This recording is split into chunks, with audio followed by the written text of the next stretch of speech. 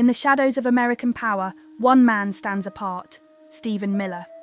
Deputy Chief of Staff, architect of cruelty at the border, and, according to many insiders, the true hand guiding Donald Trump's second term. Born Jewish, raised in comfort, Miller turned early against immigration, against diversity, against the very story his own family lived. Leaked emails show him circulating white nationalist texts while still in college. Yet he rose, not despite those views, but because of them. In Trump's first term, he designed family separation, the Muslim ban, the Muslim registry dream that never quite died. Now, in 2025 and 2026, his reach is far wider. Every major department bends to his memos. Homeland Security, Justice, State, Defense, all receive daily guidance stamped with his priorities. Cabinet secretaries do not decide, they execute. Look at Pete Hegseth, Secretary of Defense. In a closed briefing last month, he turned to Miller and said, quote, "Thank you for the clarity and the leadership, Stephen. We're all following your line. Not the president's line. His." Across the government, a constellation of loyalists, many installed personally by Miller, now occupy key posts. Ultra-hawkish on Israel, ultra-hardline on borders, ultra-hostile to dissent. They do not serve the American voter. They serve a single, unchanging agenda. That agenda flows straight from Tel Aviv's hardest-line circles. Miller's morning calls are not with Ohio or Michigan. They are with officials who see American blood and treasure as instruments of Israeli security. Gaza policy, Iran policy, West Bank annexation talk. On every file, the American interest is secondary. Always.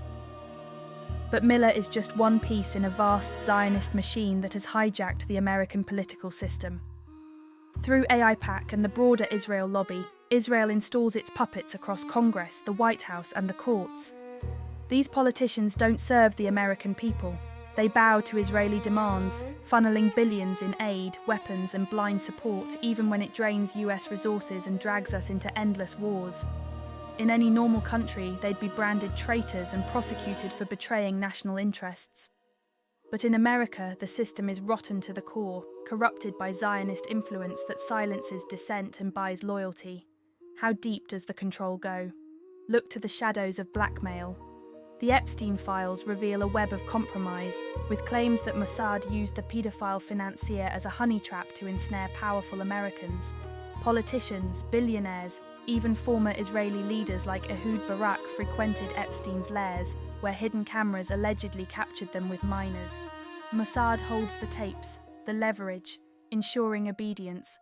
Denials from Israeli officials ring hollow when the connections scream otherwise. And the media? Zionist fingerprints everywhere. Pro-Israel billionaires like Larry Ellison scoop up platforms like TikTok, burying dissent while amplifying propaganda. Mainstream outlets parrot Israeli narratives, spinning genocide in Gaza as self-defense, and now fabricating lies to justify the war on Iran. Pro-Israel groups like AIPAC pour millions into ads and lobbying to demonize Iran, pushing for strikes that serve Tel Aviv, not Washington. Fake videos, distorted facts, AI-generated disinformation flood the airwaves, painting Iran as the aggressor while Israel and its US proxies bomb away. ICE has become unrecognizable. Paramilitary raids in American cities, citizens detained for speaking Spanish or wearing the wrong skin tone, children torn from parents in front of cameras.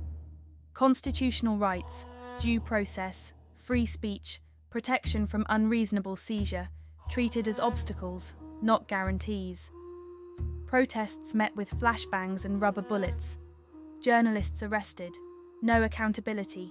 No congressional hearings that matter, because Congress itself is on a leash. The largest single-issue lobby in Washington pours money year after year, and both parties bow. The Supreme Court tilts further right each term. Checks and balances erode, deliberately. This is not a cult of personality around Donald Trump. Trump is the brand, the megaphone, the lightning rod, the real machine, cold, disciplined, permanent, answers to Stephen Miller. And through him, to an ideology that places a foreign government's maximalist aims above the safety, the wallet, and the freedoms of the American people. The question is no longer whether influence exists.